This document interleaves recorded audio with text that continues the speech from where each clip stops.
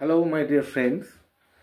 তো আজকে ইংরেজির ওপরে একটু আলোচনা রাখবো, কারণ তোমরা তো জানো সারা পৃথিবী এটা শেখার জন্য দৌড়াচ্ছে রীতিমতো, কিন্তু ঠিকঠাক শিখে উঠতে পারছে না।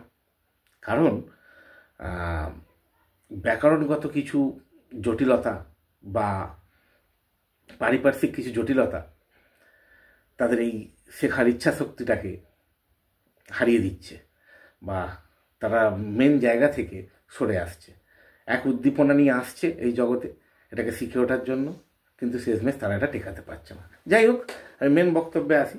একদম ছোটদের আলোচনা থেকে শুরু করব। সেই ছোটদের আলোচনা হচ্ছে, আমরা যদি বচন বা নাম্বারে প্রবেশ করি, সিঙ্গুলার এবং প্লুরাল, অর্থাৎ এক বচন এবং বহু বচন, তো দেখা যাবে ইংরেজির ক্ষেত্রে যেটা হয়, ধরো এক বছর একটা সাধারণ একটা নাউন নিয়ে নাও, বাস। তো সেটাকে প্লুরাল করতে গেলে ইএস জয়েন করছো, বাসেস। তো এই রকম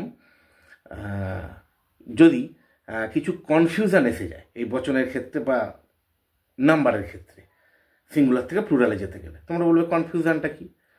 এটা তো খুব ইজি ব্যাপার, কখনো এস জয়েন হয়, কখনো ইএস জয়েন হয়।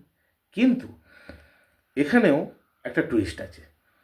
সেটা হচ্ছে, দেখো BOY বয়, এটাকে প্লুরাল করতে গেলে বয়েজ হয়, ওয়াইয়ের কোনো পরিবর্তন হয় না, একটা এস বসালেই হয়ে যায়। কিন্তু LADY লেডি, একে প্লুরাল করতে গেলে ওয়াইয়ের পরিবর্তন হয়, ওয়াইটা IES-এ রূপান্তরিত হয়। তো আমাদের বক্তব্য এটাই, বা তোমাদের জানার বিষয় হয়তো এটা থাকতে পারে যে এটা কি শুধু মুখস্থই করে যেতে হবে? তাহলে কত মুখস্থ করা সম্ভব, নাকি কোনো নিয়ম আছে? নিয়ম আছে, একটা ছোট্ট নিয়ম আছে, বলে দিচ্ছি, শুধু সেটা ধরে রাখার চেষ্টা করো, তাহলেই হবে। যখনই দেখবে ওয়াই এর আগে কোনো ভাওয়েল বসে আছে, AEIOU এর মধ্যে কিছু একটা, তখন ওয়াই অপরিবর্তিত রয়ে যাবে এবং এস বসে যাবে। কিন্তু যদি দেখো ওয়াই এর আগে কোনো কনসোনেন্ট আছে, যেমন লেডি, DY, ডি কনসোনেন্ট, তখন এই ওয়াই পরিবর্তিত হবে। বোঝা গেল ব্যাপারটা? আই রিপিট ওয়ান্স এগেন, যদি ওয়াই এর আগে ভাওয়েল থাকে তাহলে ওয়াই এর কোনো পরিবর্তন হবে না। কিন্তু যদি ওয়াই এর আগে কনসোনেন্ট থাকে, তাহলে সিঙ্গুলার থেকে প্লুরাল করতে গেলে ওয়াই এর পরিবর্তন অনিবার্য। বোঝা গেল? টাটা, আজকে এই পর্যন্ত।